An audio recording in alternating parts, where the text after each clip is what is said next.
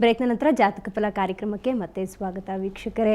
ಪಂಡಿತರೆ, ಈಗ ದ್ವಾದಶ ರಾಶಿಗಳ ದಿನ ಭವಿಷ್ಯವನ್ನು ತಿಳ್ಕೊಳ್ಳೋ ಸಮಯ, ತಿಳಿಸ್ಕೊಡಿ.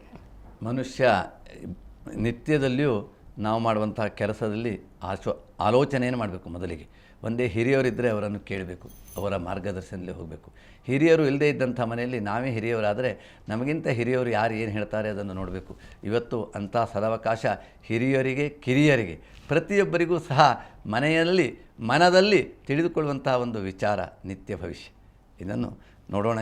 ಇವತ್ತು ಮೇಷರಾಶಿ, ಮೊದಲನೇದಾಗಿ ಮೇಷರಾಶಿಗೆ ಇವತ್ತು ಗುರು ಸ್ವಕ್ಷೇತ್ರದಲ್ಲಿದ್ದಾನೆ. ಹಾಗಾಗಿ ಮೇಷರಾಶಿಯ ಉದ್ಯೋಗಸ್ಥರಿಗೆ ಇವತ್ತು ಒಳ್ಳೆಯ ದಿವಸ, ವ್ಯಾಪಾರಸ್ಥರಿಗೆ ಒಳ್ಳೆಯ ವ್ಯಾಪಾರ ಮಾಡುವಂಥ ದಿವಸ. ದೂರ ಪ್ರಯಾಣ ವ್ಯಾಪಾರಕ್ಕಾಗಿ ಖರೀದಿಗೆ ಅವರು ನಮ್ಮ ದೇಶ ವಿದೇಶ ಅಥವಾ ಪರರಾಜ್ಯಗಳಿಗೆಲ್ಲ ಹೋಗಿ ಸಂಚಾರ ಮಾಡಿ ಖರೀದಿ ಮಾಡ್ಕೊಂಡು ಬರ್ಬೋದು.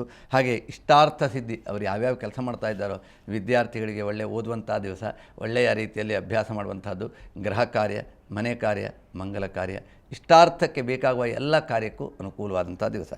ಇನ್ನು ವೃಷಭ ರಾಶಿಯವರಿಗೆ ಇವತ್ತು ಸಾಮಾನ್ಯವಾಗಿ ಹತಾಶರಾಗಿರ್ತಾರೆ. ಅವರು ಕೆಲವೊಂದು ಕಾರ್ಯಗಳಲ್ಲಿ ಪಂಚಮದಲ್ಲಿ ಶನಿ ಇರೋದ್ರಿಂದ ನಾವು ಎಣಿಸಿದ ಕೆಲಸಗಳೇ ಆಗ್ತಾ ಇಲ್ಲ. ಬುದ್ಧಿ ಸ್ಥಾನದಲ್ಲಿರುವಂಥ ಶನಿ ಬುದ್ಧಿಮಾಂದ್ಯ ಮಾಡ್ತಾನೆ. ಇವತ್ತು ಯಾವುದೋ ಕೆಲಸಕ್ಕೆ ಹೋಗಬೇಕಿತ್ತು, ಬೆಳಿಗ್ಗೆ ವೇಳೆ ಆಯಿತು, ಬಸ್ ತಪ್ಪೋಯ್ತು, ಹೋಗಿಲ್ಲ, ನಾಳೆಗಾದರೂ ಹೋಗ್ಲಿಕ್ಕೆ ಆಗುತ್ತೋ ಇಲ್ವೋ, ಈ ರೀತಿಯಾದಂಥ ತವಕ ತೊಡಕುಗಳಲ್ಲಿ ಹತಾಶರಾಗಿರುವಂಥವರು ಖಂಡಿತವಾಗಿ ನಿರಾಶರಾಗೋದು ಬೇಡ, ನಿರಾಸಕ್ತರಾಗೋದು ಬೇಡ, ಆಸಕ್ತರಾಗಿ ಪ್ರಯತ್ನವನ್ನು ಮಾಡಬೇಕು. ಹಾಗೆ ನಿಮ್ಮ ಮಾತಿನಿಂದ ಮನವನ್ನಂತೆ ಮಾತಾಡಿಕೊಂಡು ನಿಮ್ಮ ಬೇಸರದಿಂದ ಬೇರೆಯವರಿಗೂ ಬೇಸರ ಉಂಟು ಮಾಡುವಂಥ ಪ್ರಯತ್ನ ಮಾಡಬೇಡಿ.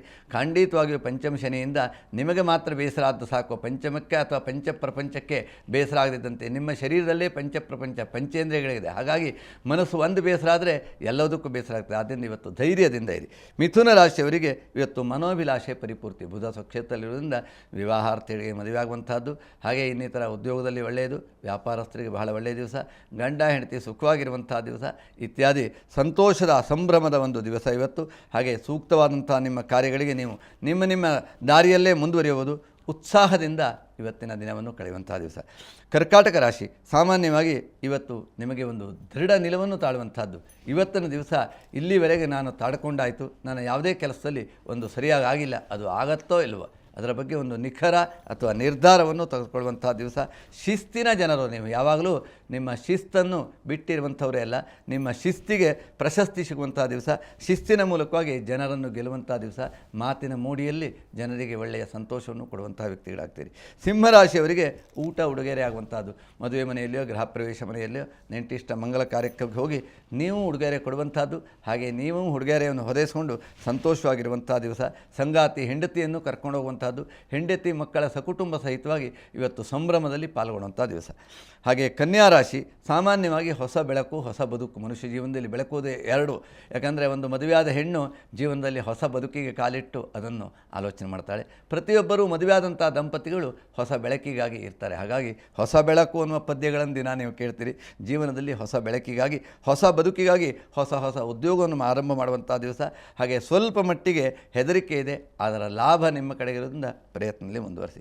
ತುಲಾರಾಶಿಯವರಿಗೆ ಎಲ್ಲ ಥರದ ಉತ್ಸಾಹ ಹಾಗೆ ಉದ್ವೇಗ ಎರಡೂ ಇದೆ. ಯಾವಾಗಲೂ ಉತ್ಸಾಹ ಇದ್ದಾಗ ದಿಢೀರನೇ ಉದ್ವೇಗ ಆಗುತ್ತೆ, ಸಿಟ್ಟು ಬರ್ತದೆ. ಹಾಗಾಗಿ ಸಿಟ್ಟು ಮಾಡ್ಕೊಳ್ಳದೇ ಇದ್ದರೆ ನಿಮಗೆ ಸಪ್ತಮ ಭಾವದಲ್ಲಿ ಇರುವಂಥ ಗುರು ಅನುಗ್ರಹ ಇದೆ. ಆದ್ದರಿಂದ ಸಿಟ್ಟನ್ನು ಮಾಡ್ಕೊಂಡೇ ಇದ್ದರೆ ದೈವ ಬಲ ನಿಮ್ಮ ಕಡೆಗಿದೆ. ಆದ್ದರಿಂದ ದೈವ ಬಲ ನಮಗಿದ್ದಾಗ ಎಷ್ಟು ಶಾಂತವಾಗಿರ್ತೇವೆ. ದೈವ ಬಲಕ್ಕಾಗೇ ಶಾಂತಿ ಮಾಡಬೇಕು ಅಂತ ಹೇಳ್ತೇವೆ. ನೀವು ಸಾಮಾನ್ಯವಾಗಿ ಗ್ರಹಚಾರ ಇದೆ ಅಂತ ಕೂಡಲೇ ಶಾಂತಿ ಮಾಡಿ ಹೇಳ್ತೇವೆ. ಯಾಕೆ? ದೈವಾನುಗ್ರಹ ನಿಮಗೆ ಬೇಕು ಅನ್ನೋದಕ್ಕಾಗಿ. ಹಾಗಾಗಿ ಇವತ್ತು ದೈವ ಬಲ, ದೈವಾನುಕೂಲ ನಿಮಗಿರೋದ್ರಿಂದ ಪ್ರಯತ್ನದಲ್ಲಿ ಮುಂದುವರಿಸಿದ್ರೆ ಇಷ್ಟಾರ್ಥ ಸಿದ್ಧಿ. ಹಾಗೆ ವೃಶ್ಚಿಕ ಲಗ್ನ, ನಿಮ್ಮ ಸಾಮಾನ್ಯವಾಗಿ ಗೌರವ ಘನತೆಗೆ ಸ್ವಲ್ಪ ತೊಂದರೆ ಆಗುವಂಥ ದಿವಸ. ನಿಮ್ಮ ಪ್ರತಿಯೊಂದು ವ್ಯವಹಾರದಲ್ಲೂ ನೀವು ತುಂಬ ಕೊಯ್ಕನ್ನು ಮಾಡುವಂಥ ವ್ಯಕ್ತಿಗಳಾಗ್ತೇವೆ. ವೃಶ್ಚಿಕ ಅಂದರೆ ಅದಕ್ಕೆ ಬಾಲ, ಹಿಂದುಗಡೆಗೆ ವಿಷ, ಬಾಲದಲ್ಲಿ ವಿಷ ಇದೆ. ನೀವು ಮುಂದುಗಡೆಗೆ ಯಾರಿಗೂ ಏನೂ ಮಾಡುವಂಥ ವ್ಯಕ್ತಿಗಳಾಗುವುದಿಲ್ಲ. ಹಿಂದುಗಡೆಯಿಂದ ಸಣ್ಣ ಸಣ್ಣ ಉಪಟಳ ಮಾಡುವಂಥವ್ರು, ಅಂಥ ಕಾರ್ಯ ಮಾಡುವಂಥ ದಿವಸ. ಯಾಕೆಂದರೆ ಕುಜನೆಯ ಮನೆಯನ್ನು ನೋಡ್ತಾನೆ, ಅಗ್ನಿಯಿಂದ, ಶಸ್ತ್ರದಿಂದ, ವಿಷದಂಥ ಜನರಿಂದನೂ ಸಹ ನಿಮಗೆ ತೊಂದರೆ ಆಗುವಂಥ ದಿವಸ. ಸ್ವಲ್ಪ ಮಟ್ಟಿಗೆ ಜಾಗ್ರತೆಯಾಗಿದ್ದರೆ ಇವತ್ತಿನ ದಿನ ಒಳ್ಳೆಯ ದಿವಸ. ಹಾಗೆ ಧನುರಾಶಿ, ಅನಿವಾರ್ಯವಾದ ಕಾರ್ಯವನ್ನು ಮಾಡಬೇಕಾಗತ್ತೆ. ನಿಮಗೆ ಮನಸ್ಸಿಲ್ಲ, ಯಾವುದೋ ಒಂದು ಕೆಲಸಕ್ಕೆ ಹೋಗಬೇಕಾಗಿತ್ತು, ಆ ಕೆಲಸಕ್ಕೆ ಹೋಗಲಿಕ್ಕಾಗಿಲ್ಲ. ಇನ್ನೊಂದು ಕಡೆಗೆ ಯಾರೋ ಆಪ್ತರು ಬಂದು ಕರೀತಾರೆ, ಅದನ್ನು ಮಾಡುವಂಥ ಮನಸ್ಸಿರೋದಿಲ್ಲ. ಅನಿವಾರ್ಯತೆಯಲ್ಲಿ ಆ ಕೆಲಸ ಮಾಡ್ತೀರಿ. ಸುಳ್ಳು ಹೇಳಬಾರ್ದು ಅಂತಿರುತ್ತೆ, ಆದರೆ ಯಾವುದೋ ಒಂದು ಒತ್ತಾಯಕ್ಕೆ, ಮುಜುಗರಕ್ಕೆ ಸಿಲುಕಿ ಸುಳ್ಳು ಹೇಳಬೇಕಾಗ್ತದೆ. ಹಾಗಾಗಿ ಅನಿವಾರ್ಯತೆಯ ದಿವಸ, ಅನಿವಾರ್ಯದಲ್ಲಿ ಯಾವುದೇ ಕೆಲಸ ನೀವು ಮಾಡಿದ್ರೂ ಆ ಕೆಲಸ ಶುಭ, ಅದರಲ್ಲಿ ನಿಮಗೆ ಪ್ರೀತಿ ಪ್ರಣಯಗಳು ಹೆಚ್ಚಾಗುವಂಥ ದಿವಸ, ಅನಿವಾರ್ಯತೆಯ ಮೂಲಕವಾಗಿ ಇವತ್ತು ಸುಖಾನುಭವಗಳು ಸಂತೋಷವನ್ನು ಅನುಭವಿಸುವಂಥ ದಿವಸ. ಮಕರ ರಾಶಿಯವರಿಗೆ ಬಹಳ ಹಿಂದಿನ ಸಾಲಗಳು ವಸೂಲಿಯಾಗುವಂಥ ದಿವಸ, ಬಾಕಿಯನ್ನು ವಸೂಲು ಮಾಡಿಕೊಳ್ಳುವಂಥದ್ದು ಮತ್ತು ಹಿಂದಿನ ಕಾರ್ಯಗಳು ಸ್ಥಗಿತವಾಗಿದ್ದರೆ ಪುನಃ ಆರಂಭ ಮಾಡುವಂಥದ್ದು. ನಿಮ್ಮದು ಫ್ಯಾಕ್ಟ್ರಿಯೋ ಮನೆಯೋ ವಾಹನಗಳೋ ಏನಾದರೂ ಕೆಟ್ಟು ನಿಂತದಿದ್ದರೆ ಸರಿಪಡಿಸ್ಕೊಂಡು ಇವತ್ತು ಅದನ್ನು ಮುಂದುವರಿಸುವಂಥ ದಿವಸ. ಹಾಗೆ ಸಮಾಧಾನಕರವಾಗಿರುವಂಥದ್ದು, ಮಡದಿ ಮಕ್ಕಳಿಂದ ನಿಮಗೆ ಇವತ್ತಿನ ದಿನ ಮನೆಯಲ್ಲಿ ಸಮಾಧಾನ ಸಿಗುವಂಥದ್ದು. ಕುಂಭರಾಶಿಯವರಿಗೆ ಸಾಮಾಜಿಕ ಗೌರವ. ಇವತ್ತು ಸಾಮಾಜಿಕ ಕ್ಷೇತ್ರದಲ್ಲಿ ನೀವು ರಾಜಕೀಯದಲ್ಲಿರಿ ಅಥವಾ ಶಿಕ್ಷಣ ಕ್ಷೇತ್ರ ಅಥವಾ ಯಾವುದೇ ಉದ್ಯೋಗ ಕ್ಷೇತ್ರದಲ್ಲಿ ಉನ್ನತ ಅಧಿಕಾರಿಗಳಿಂದ ನಿಮಗೆ ಗೌರವ ಅಥವಾ ನಿಮ್ಮಿಂದ ನಿಮ್ಮ ಉನ್ನತ ಅಧಿಕಾರಿಗಳಿಗೆ ಒಳ್ಳೆಯ ಹೆಸರು ಬರುವಂಥ ದಿವಸ.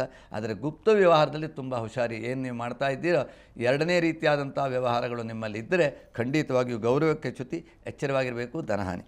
ಕೊನೆಯದಾದಂಥ ಮೀನರಾಶಿ, ಪ್ರತಿದಿನದಂತೆ ನಿಮ್ಮ ಭವಿಷ್ಯದ ದಿನ ಒಳ್ಳೆಯ ದಿವಸ ಇದೆ. ಇವತ್ತು ಗುರು ನಿಮ್ಮ ಪಾಲಿಗೆ ಧನಸ್ಥಾನದಲ್ಲಿದ್ದಾನೆ. ನಿಮ್ಮ ರಾಶಿಯ ಅಧಿಪತಿಯು ಧನಸ್ಥಾನದಲ್ಲಿದ್ದರಿಂದ ನೀವು ಕೇಳಿದ ಧನವನ್ನೆಲ್ಲ ಕೊಡ್ತಾನೆ.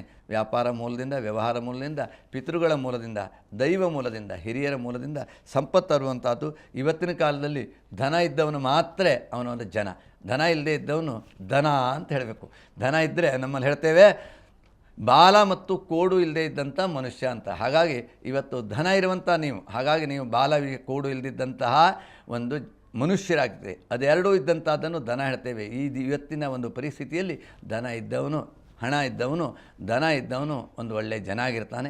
ಧನ ಇಲ್ಲದೇ ಇದ್ದವನು ಕಾಲು ಕೋಡು ಬಾಲ ಇರುವಂಥ ಧನ ಆಗ್ತಾನೆ. ಹಾಗಾಗಿ ನಿಮ್ಮ ಪಾಲಿಗೆ ಇವತ್ತು ಜನ ಆಗುವಂಥದ್ದು, ಜನಾನುರಾಗವಾಗುವಂಥದ್ದು ಒಳ್ಳೆಯ ದಿವಸ. ಇದು 12 ರಾಶಿಯ ಇಂದಿನ ಒಂದು ನಿತ್ಯ ವಿಶೇಷ. ನಿಮ್ಮ ಜೀವನದಲ್ಲಿ ಕೆಡಕಿದ್ದಂಥವರು ಸ್ವಲ್ಪ ಎಚ್ಚರಿಕೆಯಿಂದಿರಿ. ಶುಭ ಇದ್ದವರು ಅದರಲ್ಲಿ ನಿಮ್ಮ ಒಳ್ಳೆಯ ಕಾರ್ಯವನ್ನು ಮಾಡಿಕೊಳ್ಳಿ. ಎಲ್ಲ ಗ್ರಹಗಳು ಎಲ್ಲ ಜನರಿಗೂ ಏಕಾದಶ ಸ್ಥಾನ ಫಲವನ್ನು ಕೊಡಲಿ. ಎಲ್ಲರಿಗೂ ಸನ್ಮಂಗಲವಾಗಲಿ. ಇದೇ ಜಾತಕ ಫಲದ ಒಂದು ನಮ್ಮ ವಿಶೇಷ. ಧನ್ಯವಾದ ಪಂಡಿತರೆ. ಸಾಕಷ್ಟು ಕಾಲರ್ಸ್ ಕೂಡ ರೆಡಿ ಇದ್ದಾರೆ. ನಮ್ಮ ಮೊದಲ ಕರೆಯನ್ನು ಚಿಕ್ಕಬಳ್ಳಾಪುರದಿಂದ ವಸಂತಕುಮಾರಿ ಅವರು ಮಾಡಿದ್ದಾರೆ. ವಸಂತಕುಮಾರಿ ಅವರೇ, ಹೇಳಿ, ಹುಟ್ಟಿದ ದಿನಾಂಕ ಏನು? 25/12/1964. 25/12/1964. ಸಮಯ ಹೇಳಿ. ಮಧ್ಯಾಹ್ನ 2:30. ಮಧ್ಯಾಹ್ನ 2:30ಕ್ಕೆ ಪಂಡಿತರಿದ್ದಾರೆ, ಅವರೊಂದಿಗೆ ಮಾತನಾಡಿ. ನೋಡಿ, ನಮಸ್ಕಾರ. ಈಗಾಗಲೇ ನಿಮಗೆ 47 ವಯಸ್ಸಾಯಿತು. ಏನು ಮಾಡ್ತಾ ಇದ್ದೀರಿ ಅಮ್ಮ? ಏನು ಹೌಸ್ ವೈಫ್ ಸರ್. ನೋಡಿ, ಈಗಾಗಲೇ ಶುಕ್ರವಾರ ದಿವಸ ನೀವು ಹುಟ್ಟಿದ್ರಿ. ಉತ್ತರ ಫಲ್ಗುನಿ ನಕ್ಷತ್ರ ಅಂತ ಹೇಳ್ತೇವೆ. ಉತ್ತರ ಫಲ್ಗುನಿ ನಕ್ಷತ್ರ, ಕನ್ಯಾ ರಾಶಿ, ಮೇಷ ಲಗ್ನ, ಅಷ್ಟಮಿ, ಕೃಷ್ಣ ಪಕ್ಷದ ಅಷ್ಟಮಿ ದಿವಸ ನೀವು ಹುಟ್ಟಿದಂಥ ಜನ್ಮಮಿತಿ. ಈಗ ನಿಮ್ಮ ಜಾತಕದಲ್ಲಿ ಏನು ತೊಂದರೆ ಇದೆ ನೋಡೋಣ. ಉದ್ಯೋಗ ಸ್ಥಾನಾಧಿಪತಿ ಶನಿಯಾಗಿದ್ದರೆ ಶ್ರಮದ ಕೆಲಸ, ಮನೆಯಲ್ಲಿ ಕೆಲಸ, ಮನೆ ವರ್ತನೆ ಕೆಲಸ ಅಂತ ಹೇಳ್ತೇವೆ, ಅದು ಬಹಳ ಮುಖ್ಯ. ಇವತ್ತು ಪ್ರತಿಯೊಬ್ಬರಿಗೂ ಸಹ ಗೃಹಿಣಿ ಗ್ರಹ ಮುಚ್ಚತೆ. ಗೃಹಿಣಿ ಸರಿಯಾಗಿದ್ದರೆ ಆ ಮನೆ ಉದ್ಧಾರ ಆಗುತ್ತೆ, ಮನೆ ಎತ್ತರಕ್ಕೆ ತಗೊಂಡು ಹೋಗ್ತಾರೆ. ಹಾಗಾಗಿ ಗೃಹಿಣಿ ಚೆನ್ನಾಗಿರಬೇಕು. ಮನೆಯಲ್ಲಿದ್ದರೂ ಸಹ ಮನೆಯನ್ನು ಉದ್ಧರಿಸುವಂಥ ಯೋಗ. ನಿಮ್ಮ ಜಾತಕದಲ್ಲಿ ಏಕಾದಶಿಯಲ್ಲಿ ಶನಿ ಇದ್ದಾನೆ. ಹಣಕಾಸಿನಲ್ಲಿ ಸ್ವಲ್ಪ ತೊಂದರೆ ಆಗುತ್ತೆ. ಆರೋಗ್ಯದಲ್ಲಿ ತೊಂದರೆ. ನಿಮ್ಮ ಮನಸ್ಸು, ನಿಮ್ಮ ಬುದ್ಧಿ, ನಿಮ್ಮ ಗುಣ, ನಿಮ್ಮ ಮಾತು ಎಲ್ಲ ತುಂಬ ಒಳ್ಳೆಯದಾಗಿದೆ.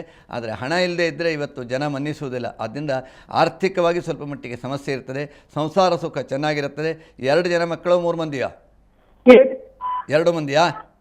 ಚೆನ್ನಾಗಿದ್ದಾರೆ. ಒಳ್ಳೆಯ ಮಕ್ಕಳಿಗೆ ಜನ್ಮ ಕೊಟ್ಟಿದ್ದೀರಿ. ಮಕ್ಕಳಿಗೆ ಚೆನ್ನಾಗಿ ವಿದ್ಯಾಭ್ಯಾಸವನ್ನು ಮಾಡಿಸಿ ಅವರ ಭವಿಷ್ಯ ಚೆನ್ನಾಗಿದೆ. ನಿಮ್ಮ ಆರೋಗ್ಯದ ಬಗ್ಗೆ ಸ್ವಲ್ಪ ಜಾಗ್ರತೆಯನ್ನು ಮಾಡಿಕೊಂಡು, ವಿಶೇಷವಾಗಿ ಆರೋಗ್ಯದ ಬಗ್ಗೆ ಚಂದ್ರ ಅಂದರೆ ಲಕ್ಷ್ಮೀನಾರಾಯಣ, ಮಾನಸಿಕ ತೊಡಕು ನಿಮಗೆ, ಅದನ್ನು ಮನೋವ್ಯಾಕುಲತೆ ಅಂತ ಹೇಳ್ತೇವೆ. ಆದ್ದರಿಂದ ಚಂದ್ರನನ್ನು ವಿಶೇಷ ಪೂಜೆ ಮಾಡಿದ್ರೆ ಒಳ್ಳೆಯದಾಗತ್ತೆ. ಅದರಲ್ಲಿಯೂ ಸಹ ಪ್ರತಿ ಹುಣ್ಣಿಮೆಯ ಚಂದ್ರ ಅಂತಂದರೆ ಬಹಳ ಶ್ರೇಷ್ಠ.